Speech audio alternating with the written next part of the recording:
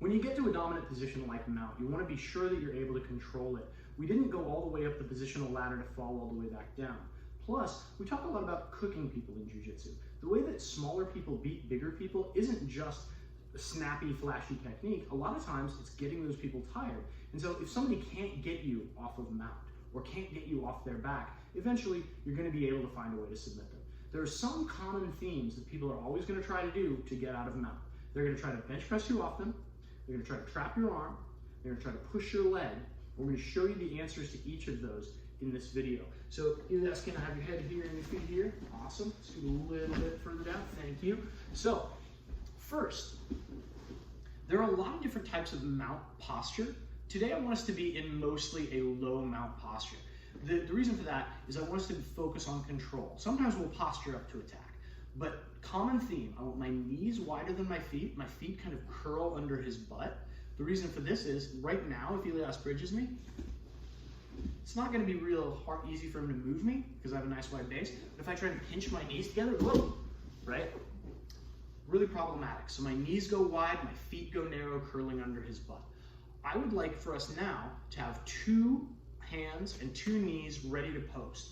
So let's just put our hands on the mat like this, because if Elias bridges us one way, I just base.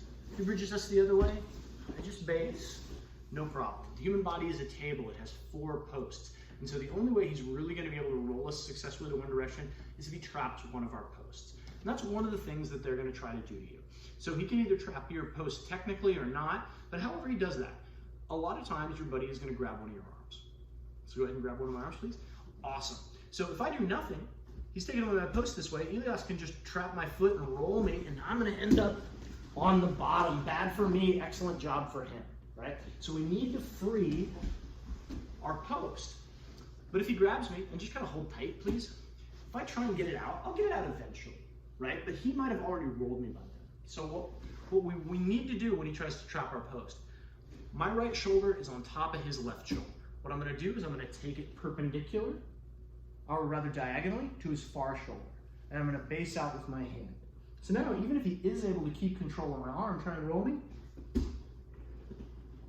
I cannot. My weight is all the way on the far side. As opposed to if I'm over here, you saw how easy it was for him to roll me over. So now to escape, I just do what we call the limp arm. My palm turns to the ceiling, and go ahead and try and maintain control. And I come right back. He grabs the other arm.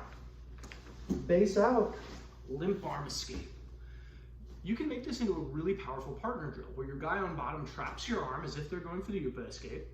And then this shoulder, which is on top of this shoulder, comes on top of the other one. And that's how we deal with them trying to trap our arm for the Upa escape.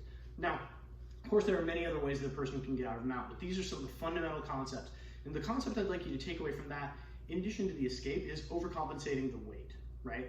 Because if Elias traps this arm and my weight is on top of him, very easy to roll me. But if my weight is over here, pretty difficult. So you know which way he wants to roll you when he traps your arm. Another really common thing, and people shouldn't do this, but guys do this when they get tired, and many people who are brand new are going to try to bench press you off them. Now, if you've done jiu-jitsu for a while, you know that this, trying to bench press me off, doesn't work, right? It's his arms extended away from his body, which is not powerful, against the entirety of my weight. This is not going to work. And a lot of times what we're going to do is we're just going to attack the arm lock, which we'll do later. But I want us to know how to defeat this and stay in mount as well, because when I go for the arm lock, if I get it, amazing. But as I said, it's really important to cook people in jiu-jitsu, because if you're in one of the 2 most dominant positions and you go for an arm lock, often you're going to end up on bottom. And on bottom against a big, strong, aggressive, fresh guy is not the best thing. So it's really important to learn how to disrupt this. So what we're going to do is I'm going to lay my weight, my dead weight on him, and I'm going to rotate my shoulders. My shoulders are square, so I just move one shoulder forward. Swim, swim. One more time, he bench presses. I put dead weight on him to make him think he has something, but I don't give him a reaction by pressing into him, because that's going to give him the energy to maybe actually throw me off. So I just make my dead weight on top of him. Rotate my shoulders, swim, swim. The reason I rotate my shoulders is if Elias pushes straight up on me and I just swim through, this can definitely work, right? But I'm trying to push and Elias is pushing back, and it's kind of a fight, and I hate fair fights. So let's demonstrate this. So Elias, stop me from pushing your arms off, right? It's like, I'll do it eventually, but I just had to use a lot more energy than I wanted to, and plus if he's bucking at the same time, that's not something I want to deal with. So now all I'm going to do differently, let's actually rotate this way so you can see the shoulders. So you see how my shoulders are square? And now the only thing I'm going to do differently is I'm going to move one shoulder forward, one shoulder back, and now try and stop me. Let's do it the other side just to make sure it's not a fluke. Just a little small detail that's going to make a huge difference in the amount of strength you need to do. So he tries to trap our arm. We go to one side. He tries to bench press us. We rotate our shoulders. Swim, swim. Last thing, and we kind of go from what the untrained opponent would do to what the trained opponent would do in this one, because a lot of times the untrained opponent is just going to try to bench press you off. If the person tries to trap your arm, they might have some training, or they might just sort of have innate physical sensibilities that are like, if I grab this arm and I roll them that way, cool. If a person tries to shrimp, they've probably had a little bit of training. But a lot of people are going to just push your knee.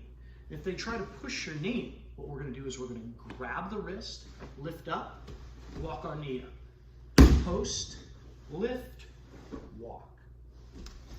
The reason this is important is we're going to go from a low mount to a high mount here, and a low mount is mostly a controlling mount, right? That's why at the start of the video I said, I want us to be low and controlled, so we're just kind of cooking them. When we get, but the thing about this mount is, because my hips are connected to Elias's, he is able to buck me a little bit, right? You saw that earlier. If he pushes on my knee, I grab and peel, post, walk, post, lift, walk. Now if he bridges, I got nothing. He's got nothing. He's not connected to my hips. He can't move me at all. And his arms and neck are right here so I can attack. This is an attacking mount.